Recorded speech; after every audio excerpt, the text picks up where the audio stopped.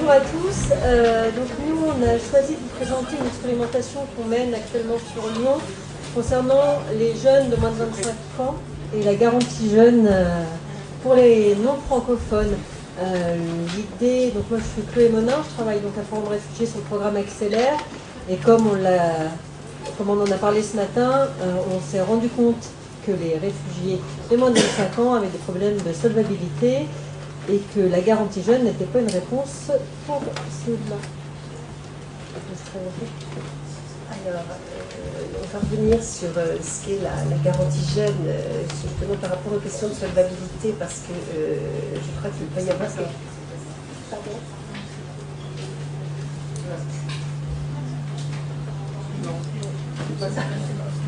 On n'a pas de note PowerPoint a priori. Avancez. Et c'est quoi ce jeu de fond là ?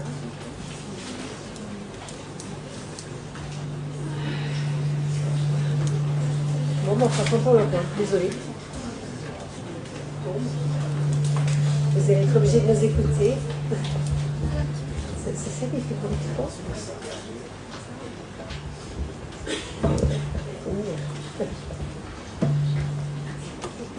Merci. Donc Chloé s'est présentée. Je suis Christine Bess, directrice générale de la mission locale de Lyon.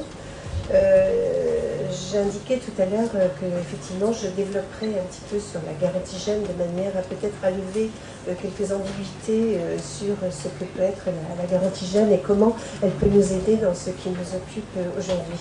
La mission locale de Lyon accompagne à l'année à peu près 10 000 jeunes. C'est une mission locale ville-centre et centre de métropole, donc qui concentre effectivement un certain nombre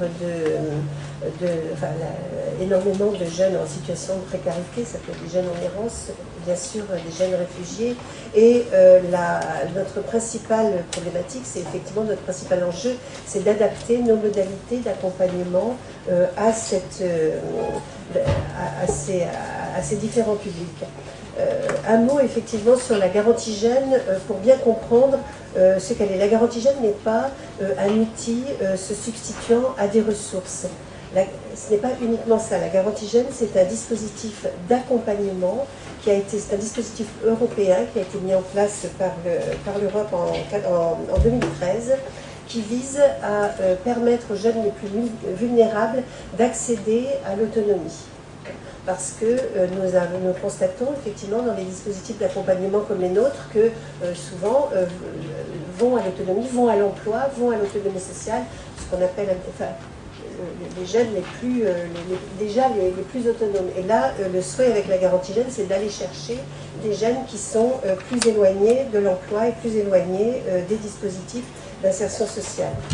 C'est un dispositif extrêmement complexe et extrêmement contraignant, puisqu'effectivement, il comprend une allocation mensuelle qui est égale au RSA, qui est égale à la hauteur du RSA, mais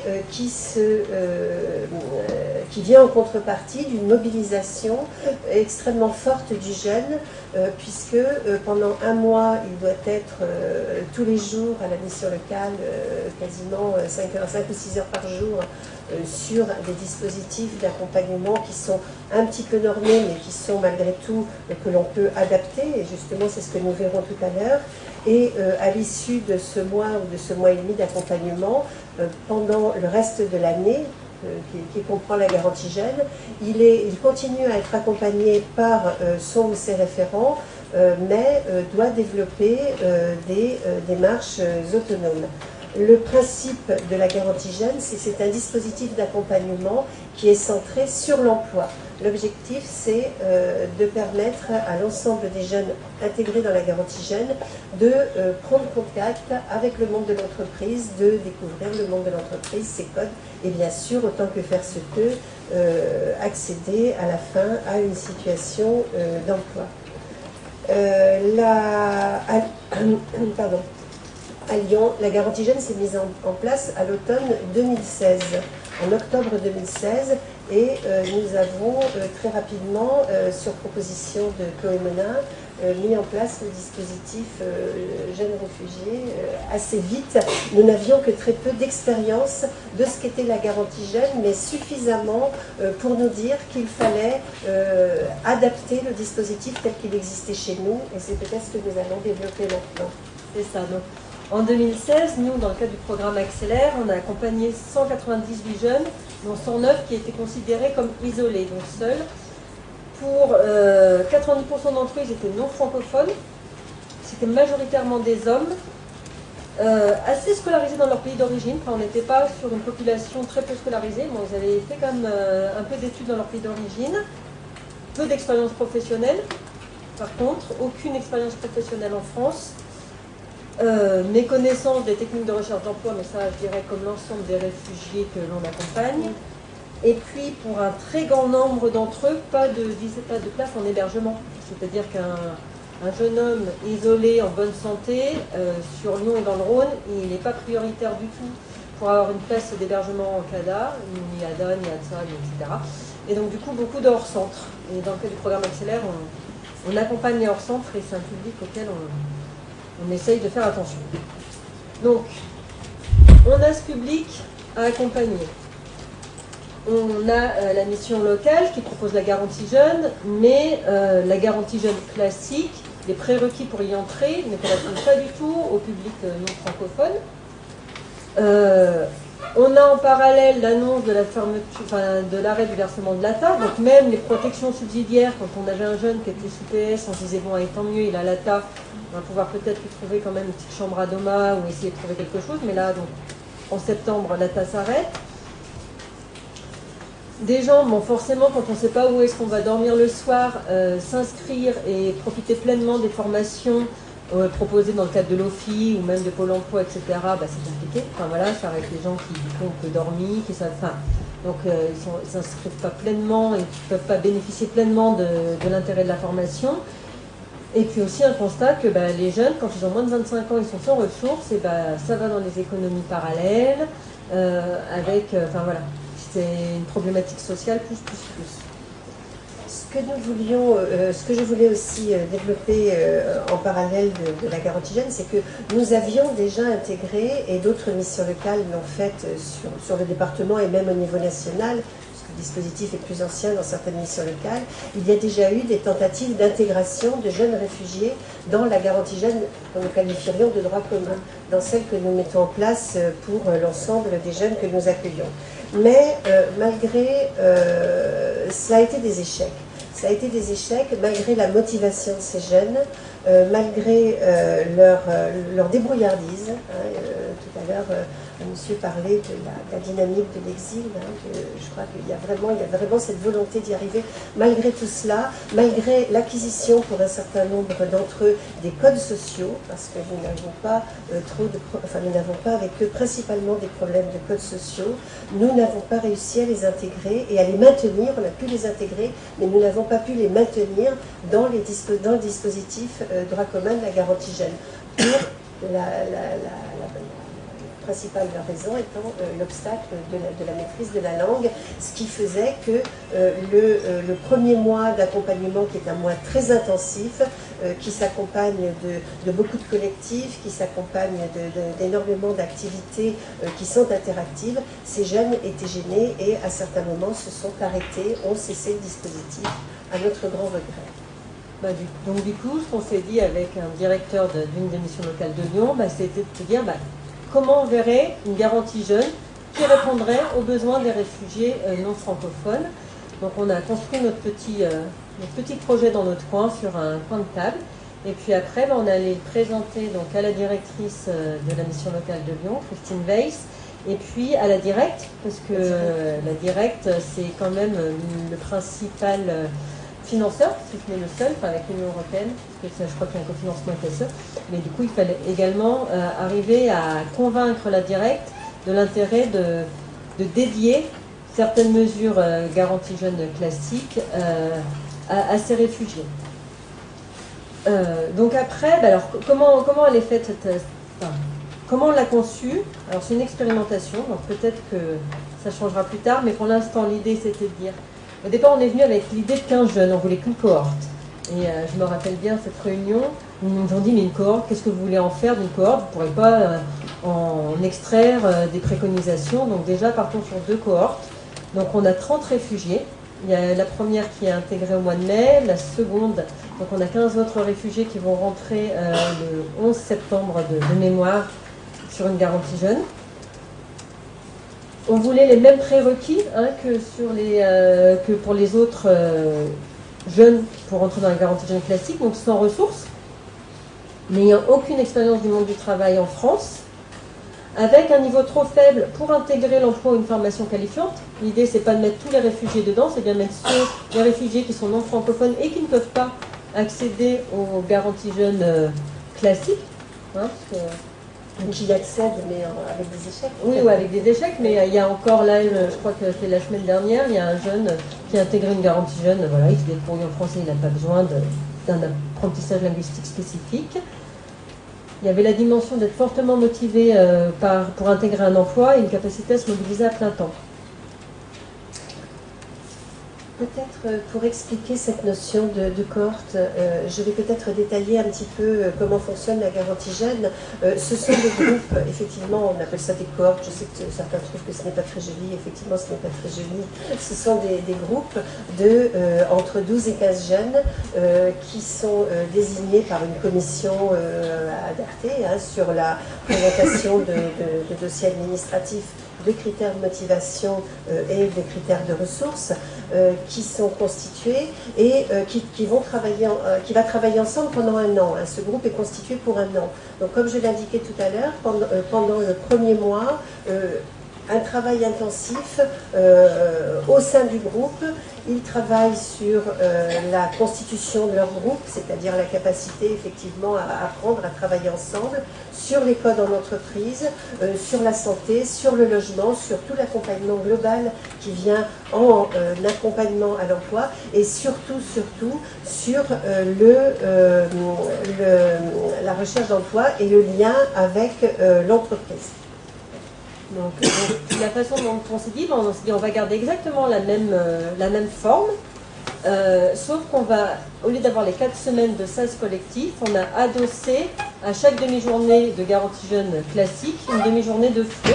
Donc au lieu d'avoir 4 semaines, ils ont 9 semaines de temps collectif, ce qui fait 243 heures de face-à-face pédagogique. Donc il y a des cours de français langue étrangère réellement. Et puis, en travaillant dans la garantie jeune, bien entendu, qu'ils progressent également en français. Ensuite, il y a 10 mois d'accompagnement individuel et collectif. Et pendant ces 10 mois, il nous est apparu important de continuer à donner 3 heures de cours de français par semaine pour ancrer les apprentissages. Voilà, c'est un langage. Dans la formation, on parle beaucoup d'ancrer les apprentissages. Donc, pour nous, il nous paraît important que pendant les 10 mois qui restent, il y ait bien 3 heures de cours de français chaque semaine. Et puis, alors là on est en train de réfléchir, on expérimente, donc on se dit qu'on va garder aussi 3 heures par semaine de temps collectif, parce qu'en 9 semaines, en fait, il y a une vraie dynamique de groupe qui s'est créée, et on se dit qu'on veut continuer à surfer sur cette dynamique de groupe, donc on va aussi garder un temps collectif autour de la recherche d'emploi pendant ces 10 mois. Et puis, on a une problématique de confiance en soi qui est ressurgie dans ce groupe-là. Donc, on va également proposer 3 heures de théâtre, enfin voilà, de choses autour de l'expression, d'oser parler, d'oser s'exprimer, probablement animé par une bénévole. Alors, problématique de confiance en soi et une problématique que nous connaissons moins avec les autres groupes Garantie Jeunes, qui est la découverte des codes de l'entreprise en France. C'est-à-dire que le rapport employeur-employé dans notre pays n'est pas du tout le même que ce que nous avons en France. La première fois qu'on leur a parlé de CV, de lettres de motivation, ils ont fait des yeux comme des soucoupes parce que c'était quelque chose de très nouveau. À quoi ça sert? Qu'est-ce que cela pouvait leur porter dans leur dispositif? Mais on a quand même eu une adhésion sur ces outils et les choses commencent à entrer. Donc les objectifs sur le français langue étrangère, donc on a recruté, il y a un conseiller mission locale, Garantie Jeune, et un prof de FLE, donc ils travaillent en binôme, et tous les outils, donc on a vraiment utilisé les outils de la Garantie Jeune, et on les a adaptés en FLE, en français langue étrangère. Donc voilà, on a travaillé autour des concepts de compétences fortes, de blason, etc., qui sont déjà, je pense, un peu compliqués pour tous les jeunes d'une manière générale, francophones ou non d'ailleurs. Donc là, il a fallu créer des outils pour arriver à les faire s'exprimer autour de ces compétences fortes, de leurs compétences. Il y a ensuite donc, un travail sur la découverte du monde du travail et la construction des projets professionnels. C'est ce que j'expliquais tout à l'heure. Oui, tout ce qui porte sur le projet professionnel, donc les représentations des jeunes à travers les codes de l'entreprise, identifier leurs intérêts, leurs compétences, leurs aptitudes. C'est-à-dire, c'est pas parce qu'on est réfugié qu'il faut faire, pardonnez-moi l'expression, n'importe quoi. Effectivement, essayer de travailler sur les secteurs en tension, mais également essayer de trouver des activités valorisantes et gratifiantes pour ces publics. Découvrir les secteurs professionnels, les métiers, les processus d'accès à l'emploi. Pour cela, nous utilisons beaucoup de rencontres avec les employeurs, découverte de métiers, simulation d'entretien, tout ce qui peut faciliter la rencontre entre un groupe de jeunes et un employeur. Donc beaucoup de parrains, beaucoup de personnes de l'entreprise qui sont présents dans le dispositif. Appréhender les différents dispositifs de formation, c'est vrai que nous en avions un certain nombre, on en a perdu pas mal depuis l'année dernière. Ce sont des choses qui vont être à reconstruire, puisque la plupart des dispositifs de formation étaient des dispositifs régionaux qui ont disparu. Et comme je le disais tout à l'heure, maîtriser les techniques de recherche d'emploi, ça va du CV, de la lettre, jusqu'à l'entretien, se présenter à un entretien et convaincre, finalement chercher à convaincre l'employeur du bien fondé de sa candidature. Donc sur les objectifs qu'on s'est donnés, donc sur ces 30 jeunes, on s'est donné 80 jours d'immersion par an pour chaque jeune. C'est les mêmes objectifs que la garantie jeune, c'est-à-dire qu'on ne s'est pas dit c'est parce que ce sont des réfugiés, on va mettre des objectifs plus bas que pour les autres, c'est les mêmes. Donc c'est 80 jours d'emploi, de stage, enfin, en tout cas voilà, 4 jours en entreprise pendant l'année. 80, hein. Oui, 80, j'avais compris 4. Ah non, 80 jours en entreprise. C'est 40% de sorties positives, donc CDD plus de 6 mois, CDI. Et c'est 100% d'accès en logement en bail direct. Donc ça, ce sont les objectifs que l'on s'est donnés pour ces 30 jeunes. Et puis, un objectif qu'on s'est donné aussi en parallèle, c'est faire une évaluation de cette action-là et voir si c'est efficient en termes de coût et d'efficacité, dans l'idée d'essaimer ce projet sur tout le territoire, voire l'essaimer à d'autres publics que des bénéficiaires d'une protection internationale, mais d'autres migrants qui auraient des problématiques linguistiques, qui sont accompagnés par les missions locales et pour lesquelles on n'a pas de solution, en tout cas pour lesquelles les missions locales n'ont pas de solution en termes d'accès à l'emploi et d'outils pertinents.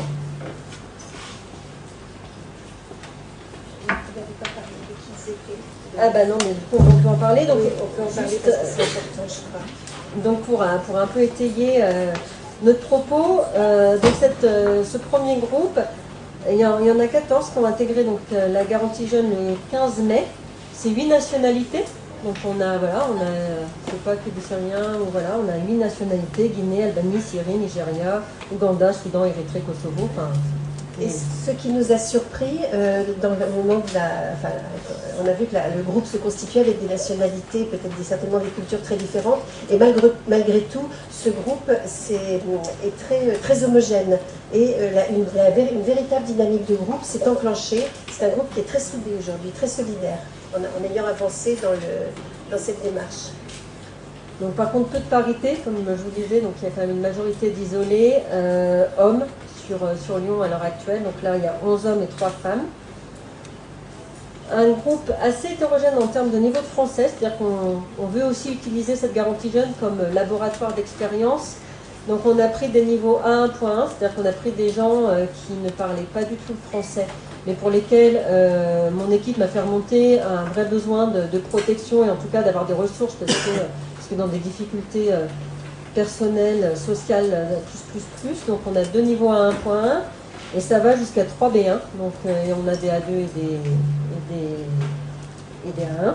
Donc voilà, donc un groupe hétérogène en termes de français. Donc là je salue la qualité du prof de français qui doit gérer ce groupe-là. Tous sont des primo-statutaires, parce que dans le cadre du programme Accélère, donc on accompagne les personnes dès qu'elles obtiennent leur statut. Donc c'est des personnes qui ont entre 6 et 12 mois d'ancienneté dans le statut. Donc on n'est pas avec des personnes qui ont un statut depuis 18, 24 ou 36 mois, mais vraiment des tout jeunes statutaires. Pour beaucoup d'entre eux, il y avait quand même une toute petite expérience d'emploi au pays.